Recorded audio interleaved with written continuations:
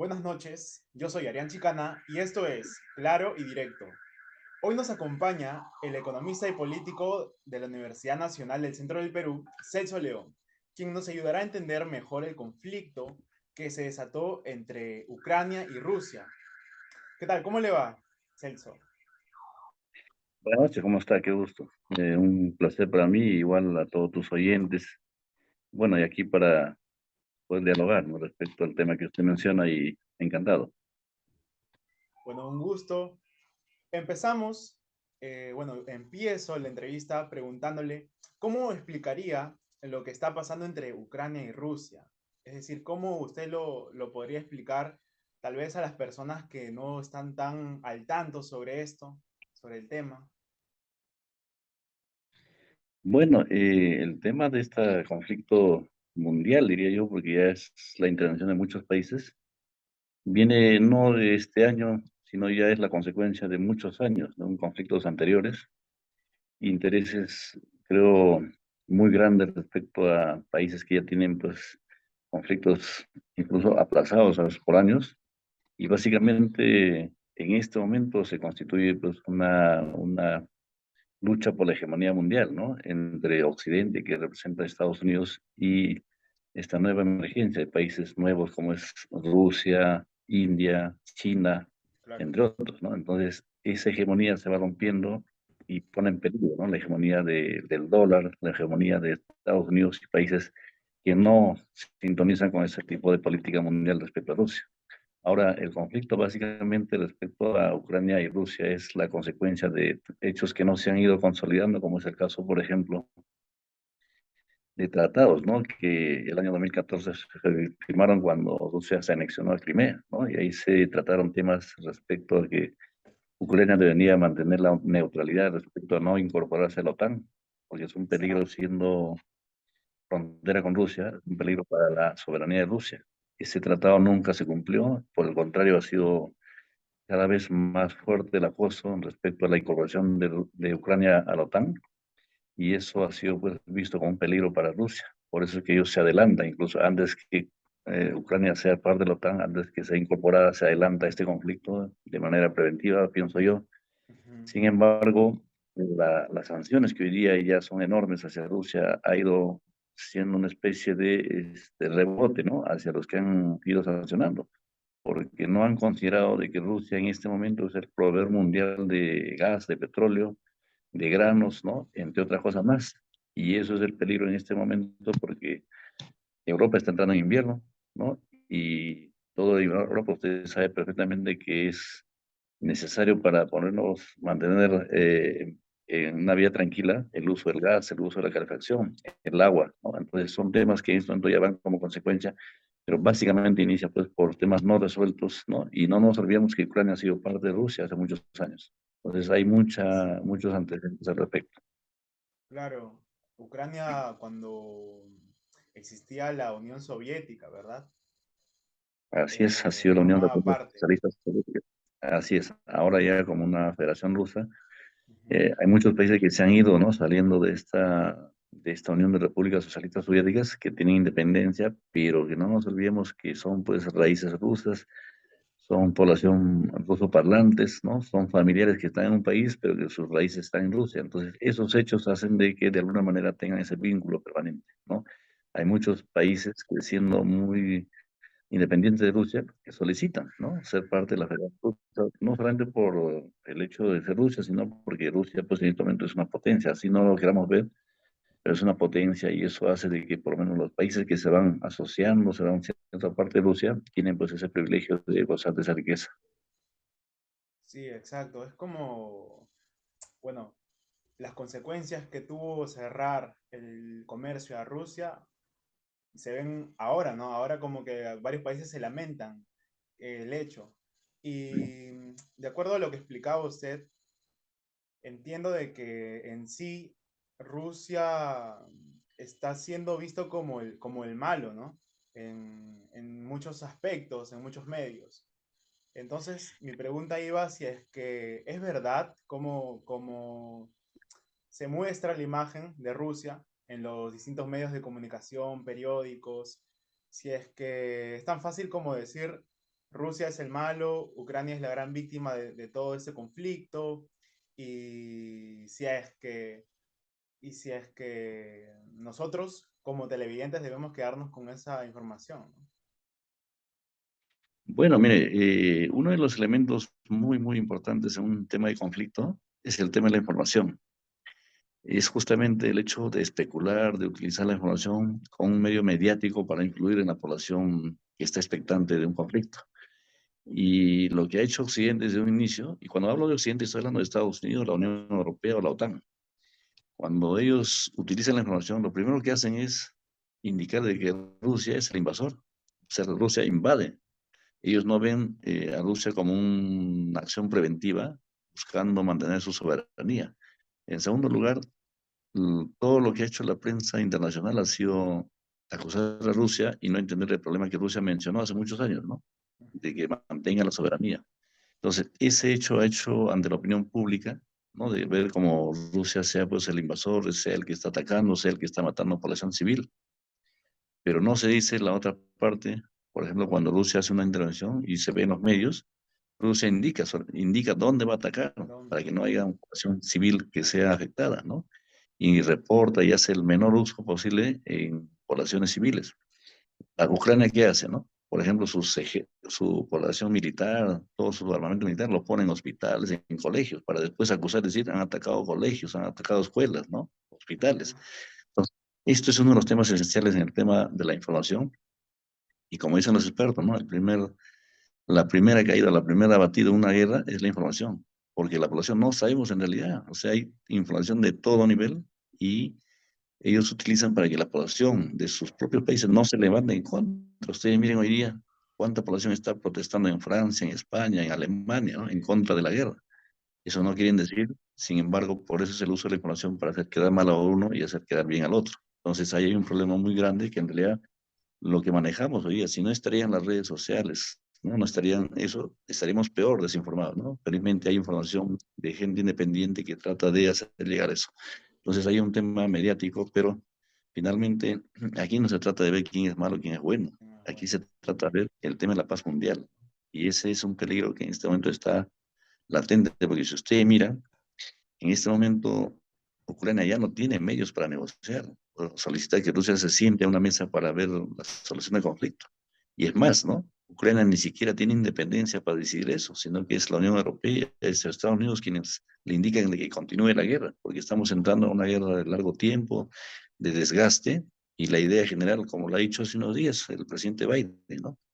Aquí no vamos a permitir ninguna negociación, siempre y cuando Rusia no devuelva a los países que se han anexionado y jamás vamos a permitir que Rusia gane la guerra. O sea, ya ha dicho de frente, ¿no? Que esta guerra la vamos a terminar nosotros. Entonces, no hay el ánimo de terminar esta guerra. Acá hay negocios de armas, hay negocios de combustible, petróleo. Quienes están ganando en este momento con el petróleo es Estados Unidos, porque al dejar de vender Rusia petróleo, el quien está vendiendo en este momento es Estados Unidos y a precios altísimos. Entonces, miren, ¿quiénes ganan vendiendo armas? ¿Quiénes ganan vendiendo petróleo?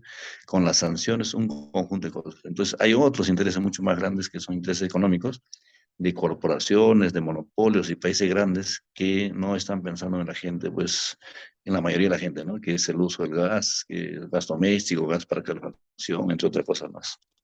Claro, si la población o cada ciudadano investigara un poquito más sobre este tema que es tan complejo y que, como menciona usted, viene de hace bastantes años y que es de origen, o mejor dicho, es el origen del roce entre Estados Unidos y Rusia que siempre han tenido, ¿no? Las grandes potencias, y que Ucrania en sí es uno de los que se ha visto involucrado entre, o sea, no se va a negar muertes y un gran etcétera, pero de que es real, de que la prensa toma una postura de señalar a un malo y un bueno, como dice usted, y como menciona también, no es muy bueno hacer eso, no es la mejor idea señalar o tomar conclusiones, sacar conclusiones antes de tiempo, decir quién es el malo, quién es el bueno, porque como en la vida, creo que no existe lo, lo malo y lo bueno a cabalidad, ¿no? Ese es subjetivo. Eh, y bueno, como mencionaba también señor Celso, los acontecimientos que se han visto en la guerra contra Ucrania y Rusia, es decir, el conflicto, genera un gran impacto en la economía mundial. Usted nos daba un ejemplo de que Rusia, al ser trabada por Estados Unidos, puede generar diferentes impactos en muchos países, ya sean el Perú, puede ser Ucrania, pueden ser hasta Japón, cualquier país. Menciónenos un poquito más o detállenos un poco más sobre este impacto que generaría en la economía mundial. Miren, no nos olvidemos que hoy día no existen países que sean independientes, autónomos, excepto Cuba o Venezuela, ¿no? Que están marcadas esa independencia no porque son independientes, sino porque están aislados económicamente. Pero en la mayoría de los casos, todos los países hoy día son economías globalizadas. Es decir, tenemos una interrelación permanente de compras y ventas de cada uno de ellos. Intercambio de tecnología, créditos, préstamos, entre otras cosas más.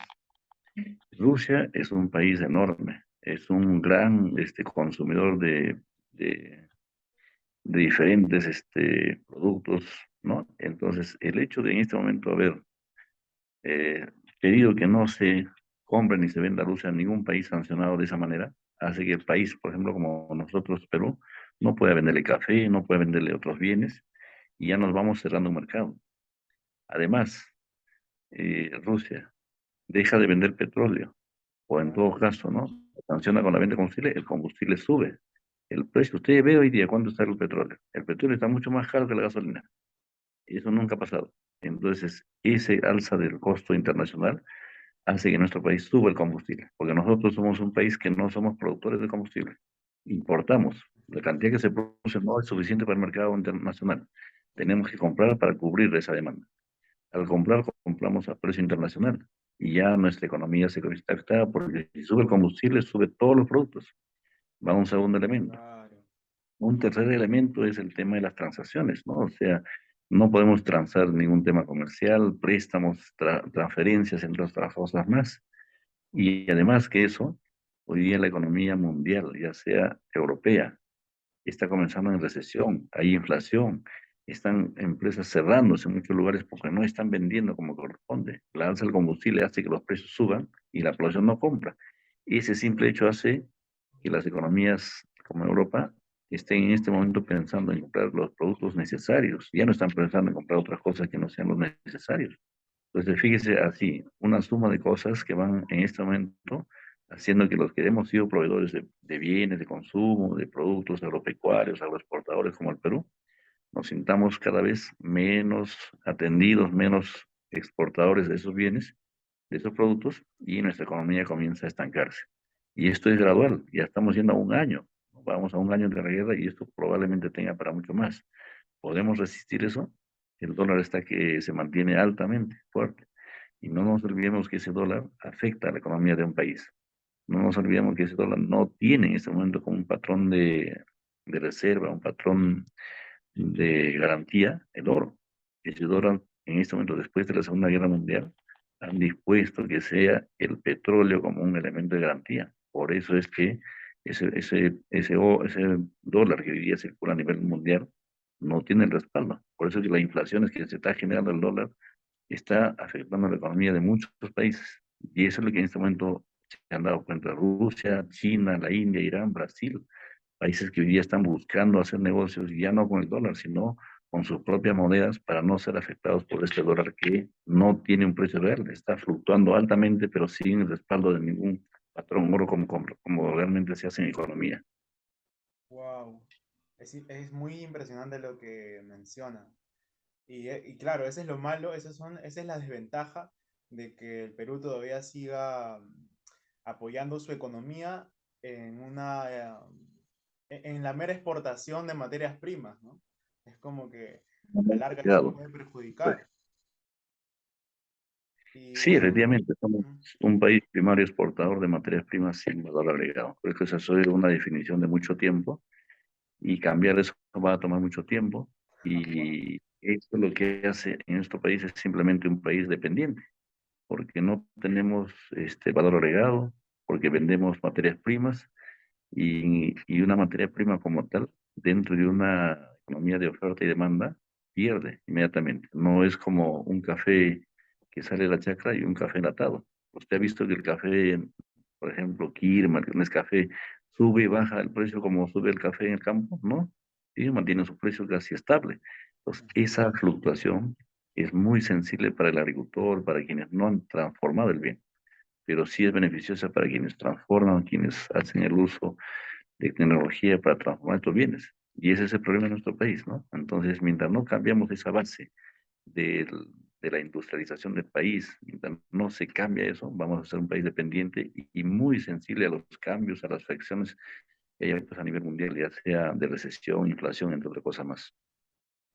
Bueno, y ante esta problemática, ¿qué medidas el Perú, nuestro país, debería implementar para prevenir una eventual crisis económica, ¿no? Mucho más grande de la que ya se está viviendo ahora?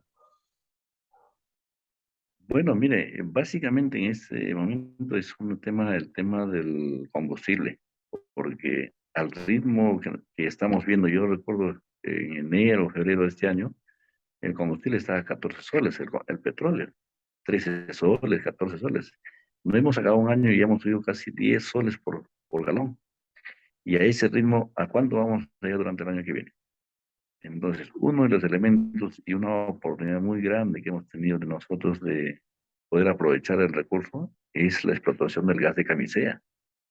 Ese contrato que se hizo, por ejemplo, para permitir que el gas que se extrae de nuestro país sea solo casi en su gran porcentaje para exportación, hace que hoy día que nuestro país no tenga pues la conexión y la atención del gas, que nosotros mismos somos dueños y podamos abastecer a nuestra población. Imagínate si todo el país estaría abastecido con el gas de camisea. No teníamos que por qué estar comprando GLP, perdón, petróleo para hacer GLP. Gran parte de los balones de gas que hoy día se ven en el país es gas licuado de petróleo, no es el gas natural. Entonces, eso debió y todavía hay posibilidades de renegociar esos contratos, ¿no? Y poder lograr mayores beneficios. Un segundo elemento es que tiene que haber mayor inversión en el tema de búsqueda de petróleo en el país. No es bueno ser dependientes porque compramos el combustible del extranjero y a precio internacional y cada vez subiendo. Y un tercer elemento importantísimo es cambiar ese modelo primario exportador de materias primas. Tenemos que industrializar el país, tenemos que cambiar base, ¿no? de la industria y apoyar a la pequeña y microempresa. Yo me refiero básicamente a la pequeña y microempresa. No estoy hablando de la gran empresa, porque la gran empresa tiene capital, tiene tecnología. La gran empresa produce tanto y no hace mucho de mano de obra.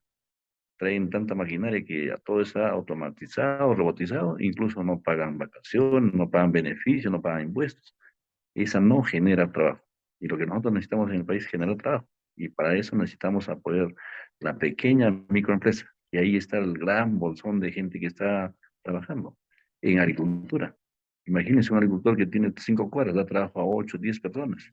Entonces, ese es el único sostén en esto para ir comenzando a mejorar la economía. La pequeña empresa que está comenzando a reflotar. Entonces, hay varios sectores que este país tiene que cambiar, ¿no? Pero también tenemos que cambiar pues el sistema de nuestra representación política, ¿no? Porque hay intereses grandes que no permiten que se pueda apoyar, ¿no? Usted fíjese las grandes irrigaciones que se han hecho en el país, para el norte, para el sur, a beneficiar a los agricultores, ¿no? A los grandes exportadores que van hoy día, producen 100, 200, 500 cuadras.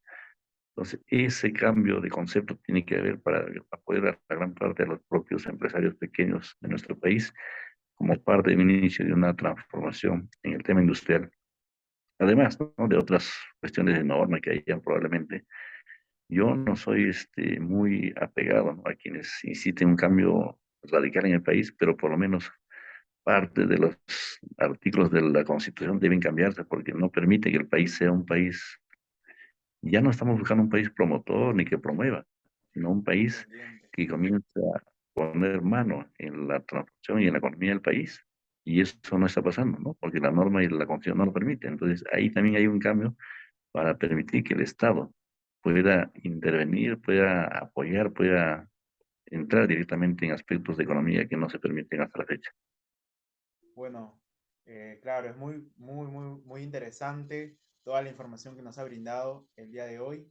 hemos podido darnos cuenta de que tal vez la información oficial que muchos medios nos brindan no es la correcta, o que sí es la correcta, pero está a medias, no es una media verdad. Es como contar una información con un ojo tapado. Entonces es muy, muy importante que todos nuestros oyentes y nuestra audiencia pueda revisar, darle una leída más profunda a este tema, ¿no? Que es tan interesante desde diferentes ángulos, el económico, el político, social. Y un agradecimiento muy especial a usted por su tiempo y por su amena explicación. No, gracias a ustedes. Yo saludo y ustedes que son jóvenes, ¿no? De las ciencias de la comunicación, el periodismo. Creo que hay un elemento vital, ¿no? De esta profesión es de hacer que esa real información, que ese hecho que ocurre sea transmitido, trasladado y trasladado a los oyentes, a la población en esa dimensión. Porque en caso contrario nos convertimos pues en generadores de fuente de opinión sin hablar con el hecho real, ¿no? Y eso ya tenemos bastante en el país, así que es importantísimo eso y buscar la información de todos los medios para poder de ahí por lo menos buscar un punto medio, ¿no? Y hacer que la población sea pues quienes sean los beneficiarios de cualquier diálogo como el nuestro el día de hoy. Agradecido a ustedes. Buenas noches. Muchas gracias. Buenas noches.